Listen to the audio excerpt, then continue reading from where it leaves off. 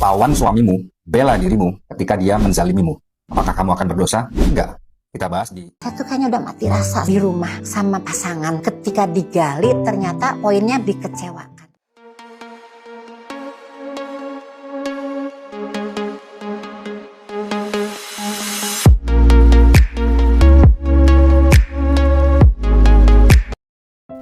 Assalamualaikum warahmatullahi wabarakatuh. Sampurasun wargi dimanapun berada.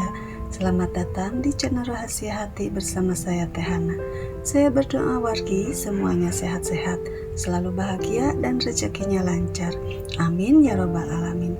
Di sini saya akan mereaksikan beberapa video. Video apa itu? Gak pakai lama, yuk wargi kita simak. Ini ada POV dari istri semalaman nangis meraung karena disakiti suami dan besok paginya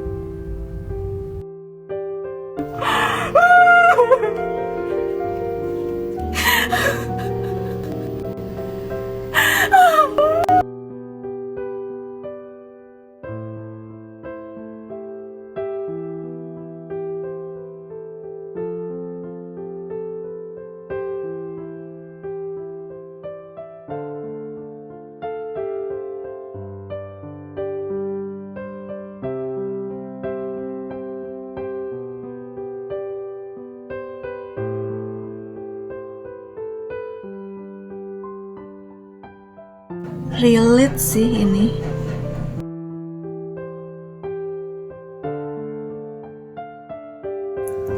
Dulu saya ngalami juga di situasi seperti ini. Bertahan tetap waras untuk bebenah sehari-hari dan menjaga anak. Rasanya capek lahir batin. Sedangkan bapak beliaunya tidak peduli seperti tidak terjadi apa-apa. Aku kalau malamnya ngerasa sakit hati sama suami, paginya cuek. Aku makan ya makan sama anak aku. Pokoknya aku cuekin, gak aku urus rumah, diem makan scroll HP sampai dia minta maaf. Karena kalau aku masih menjalani tugas ini itu, jangankan minta maaf, ngerasa bersalah pun enggak. Pada akhirnya diulang-ulang terus-menerus. Makanya aku ambil sikap tegas itu, dia enggak peduli tentang perasaanku, ya aku pun gak peduli daripada aku stres sendiri. Kita sama kak, tapi sekarang aku lebih ke dia, mau nangis pun udah kayak gak bisa. Sekarang kayak udahlah bertahan buat anak dan sekedar kewajiban saja. Ntar kedepannya kayak gimana udah kepasrah aja, udah capek kak. Sering menunggu permintaan maaf darinya, tapi nyatanya dia tidak pernah ngerasa bersalah. Itu wargi ya, sebagian komenan para istri yang tersakiti. Ya sudahlah, kita lanjut ke video selanjutnya wargi. Pernah nggak kamu disakiti, tapi dia besoknya bertingkah seolah kamu baik-baik saja? Dia bicara kasar, melukai tanpa ragu. Lalu paginya, dia bersikap biasa seolah semua itu tidak pernah terjadi. Yang terlihat baik di pagi hari, ternyata orang yang sama yang menghancurkan kamu semalam. Secara psikologis, ini disebut cycle of abuse. Selama tidak ada konsekuensi, perilaku itu akan terus diulang tanpa rasa bersalah. Kalau kamu terus bertahan tanpa batas, dia tidak akan berubah. Yang berubah cuma kamu, yang makin terbiasa disakiti, dan kalau ini terasa seperti hidup kamu, mungkin kamu tidak butuh alasan lagi. Kamu butuh berhenti. Ikuti realita dalam detik, karena kadang yang kamu butuhkan bukan penjelasan, tapi keberanian untuk tidak lagi diam. Nah, ini yang sering terjadi dulu. Kalau diomongin bukan dapat solusi, malah dikatain ngajak bertengkar lah, banyak nuntut lah. Akhirnya diam. Dikatain cuek. Jadi kesel kan ya? Akhirnya nangis sendiri. Keadaan seperti ini mana bisa senyum ya, apalagi bersikap hangat. Lah perasaan kitanya diabaikan.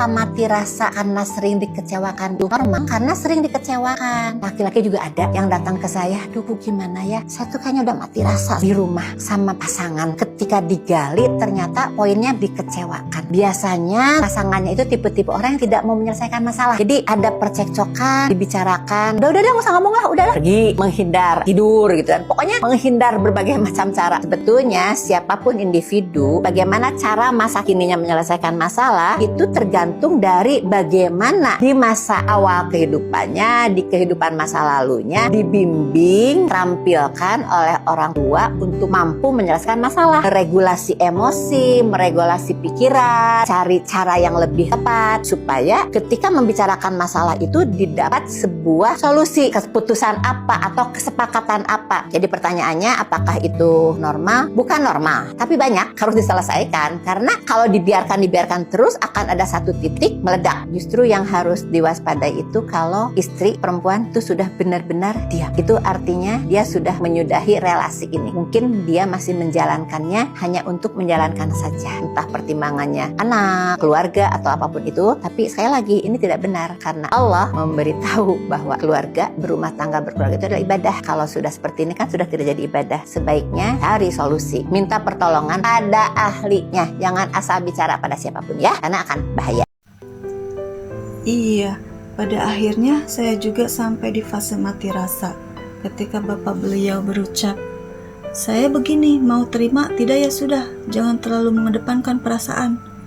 Ibarat cermin wargi, bukan pecah lagi, tapi remuk seremuk-remuknya. Pegangan saya pada bapak beliau terlepas sampai bapak beliau selingkuh pun, saya sudah tidak merasakan sakitnya dikhianati. Sudah masa bodoh. Sikap dan ucapannya pun sudah tidak membuat saya menangis. Lawan suamimu, bela dirimu ketika dia menzalimimu. Apakah kamu akan berdosa? Enggak. Kita bahas di Logika Wanita part 1. Yang menyatakan berdosa atau tidak bukan saya, tapi Tuhanmu sendiri melalui kitabnya. Saya bacakan tanpa tartil ya. وَلَمَنِ انْتَصَرَ ba'da zulmihi setelah dizalimi. فَأُولَٰئِكَ مَا عَلَيْهِمْ مِنْ سَبِيلٍ. Asyura ayat 41. Dan sesungguhnya bagi mereka yang membela diri setelah dizalimi tidak ada satupun dosa terhadapnya. Jadi kalau kamu nggak dinafkahi, diselingkuhi, di KDRT, dibohongi, jangan diam, bela dirimu. Tuhanmu, agamamu tidak pernah mengajarkanmu untuk menjadi pribadi yang lemah. Makanya bullshit itu kalau ada orang yang menyatakan bahwa istri harus tetap patuh pada suami meskipun disakiti. Hak untuk membela diri setelah dizalimi itu sudah jelas Tuhan yang mengajarkan. Jadi nggak perlu diperdebatkan lagi. Sekarang tinggal satu pertanyaan. Kenapa kamu tidak menggunakan hak itu? Kita lanjut di Logika Wanita part 2. Nah, buat para istri yang tersakiti, yang dizolimi suami, ternyata kalian punya hak membela diri. Loh, Seng, kok baju-baju kamu dimasukin tas semua? Mau pergi kemana kamu? Aku mau pulang ke rumah ibu aku. Aku nggak ngizinin kamu pergi ya. Aku nggak butuh izin kamu, Seng, buat pergi. Keras kepala banget sih kamu jadi istri. Berani ngelawan ya kamu sama suami kamu. Mau jadi istri durhaka kamu, ha? Selama ini aku udah ngelakuin yang terbaik, Seng, buat keluarga kita. Tapi apa yang aku dapat? Cuma sakit hati sama kecewa, tahu nggak? Berani satu langkah kamu keluar dari rumah ini, jangan harap kamu bisa kembali ke rumah ini ya. Oh, malah bagus kalau kayak gitu. Aku juga nggak mau balik lagi ke rumah ini. Kamu itu kenapa sih dibilangin suami malah ngelawan? Ada apa ini kok ribut-ribut? Suara kalian tuh kedengeran loh sampai keluar. Bu, lihat tuh menantu ibu. Berani banget dia ngelawan aku sekarang. Aku udah gak tahan bu sama sikapnya dia. Ibu tanya sama kamu, kenapa dulu kamu nikahin dia? Bu, dulu tuh dia baik banget sama aku. Nurut, lembut. Bahkan saking lembutnya, suaranya aja sampai gak kedengeran bu. Tapi sekarang, dia itu ngelawan terus bu sama aku. Suara aku udah tinggi, suara dia bahkan bisa lebih tinggi. Ibu lihat sendiri kan, dia pergi tanpa seizin aku. Aku udah capek banget bu sama dia. Itu artinya, kamu yang membuat dia berubah. Kamu yang ngebentuk dia menjadi seorang istri yang suka melawan. Pada dasarnya, dia seorang istri yang lembut, seorang istri yang baik dan suka mendengarkan. Tapi sekarang, kamu lihat sendiri, dia ngelawan sama kamu. Perempuan itu kalau disayang, dia bakal makin sayang. Dan kalau kamu menghormati dia bakal lebih menghormati kamu sebagai suami. Istri itu cepat belajar dari bagaimana cara dia diperlakukan. Contohnya ya dari yang lemah lembut menjadi kasar, dan yang tadinya penyabar menjadi pemarah. Kamu dengar ya, semakin lembut suaminya, semakin nurut istrinya, semakin jujur suaminya, semakin sayang juga istrinya. Dan semakin terbuka suaminya, semakin percaya juga istrinya. Semua berawal dari seorang suami. Jadi jangan istri kamu aja yang kamu salahin. Istri kamu yang sekarang suka melawan, itu adalah sikap dia yang terbentuk dari cara kamu memperlakukannya. Ya beginilah jadinya. Dari dulu ibu udah selalu nasihatin kamu, tapi kamu gak mau dengerin. Sekarang istri kamu jadi suka melawan dan ngebangkang kan? Padahal dari dulu udah sabar banget ngadepin sikap kamu. Ingat ya nak, setiap manusia itu mempunyai batas kesabarannya sendiri. Intinya kamu sebagai suami harus introspeksi diri. Bagaimana cara kamu memperlakukan istri kamu selama ini. Jadi sekarang aku harus gimana, Bu? Ya kamu masih mau mempertahankan rumah tangga kalian nggak? Kalau perlu tanda tangan aja di atas materai sekalian, biar istri kamu itu percaya dan yakin lagi sama kamu. Ya udah deh, Bu. Aku janji bakal berubah deh. Nih, buat para suami, ini sangat jelas ya.